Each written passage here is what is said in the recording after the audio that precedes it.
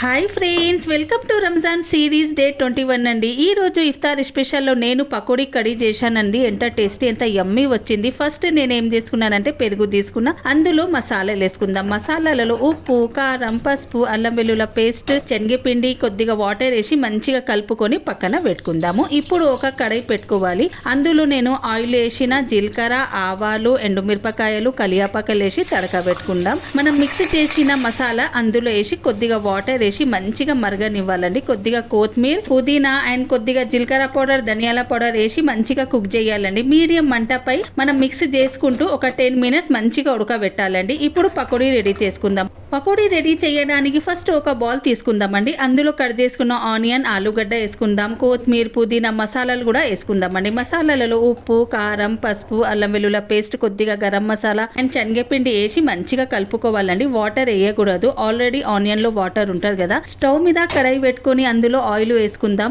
Oil కొద్దిగా వేడి అయినాక మనం ఇక్కడ పకోడీ రెడీ చేసుకుందామండి. పకోడీ అందులో వేసి క్రిస్పీ అయినంత వరకు మంచిగా ఫ్రై చేసుకుందాము. క్రిస్పీ అయినంత వరకు మనం పకోడీ మంచిగా వేయించాలండి. ఇప్పుడు మనము కర్రీలో ఈ పకోడీ వేసి మంచిగా తినాలండి. వేడి వేడి అన్నము, ఈ కర్రీ పకోడీ ఎంత టేస్టీ వచ్చింది. మీరు కూడా ఈ రెసిపీ ఒక్కసారి ట్రై చేయండి. మళ్ళీ కలుద్దాం. Bye bye.